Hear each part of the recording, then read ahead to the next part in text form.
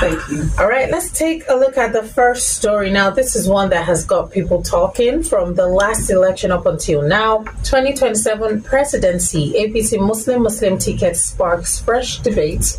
Now, the renewed debate over APC's possible Muslim presidential ticket for the 2027 election has gone on to reflect Nigeria's ongoing conversation about leadership, inclusivity, and national unity. Supporters have argued that competence should outweigh religious identity. Critics believe that balancing the country's religious diversity is important for fostering trust, representation, and social cohesion. Now, I saw something about certain parties even saying that, it's not such a bad thing if it's a Muslim ticket. What we should look out for is competence, not religion.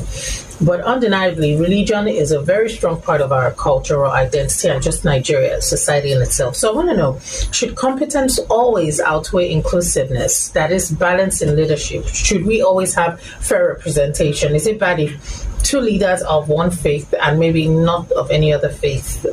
What should take the center stage right now? So I get where everybody's coming from. Everybody wants to feel like they belong, they want to be represented at every point.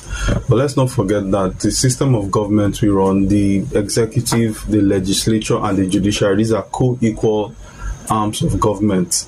It means that there's nothing that the executive is that the legislator isn't, but just in a different way. And they can check each other. You get. Now, the question is, you go to the Senate president, I believe, is Christian, right? And in the head of the judiciary, I believe, is also a Christian woman. And in the grand scheme of things, these people still come together to make Nigeria woeful.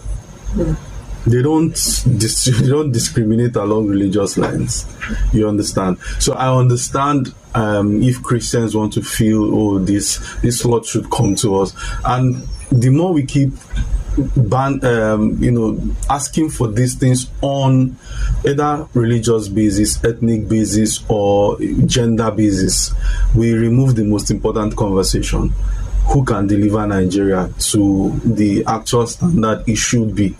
It means that we are not concentrating on anything that moves the metrics, because a Christian will sit down there and Nigeria will still be worse off.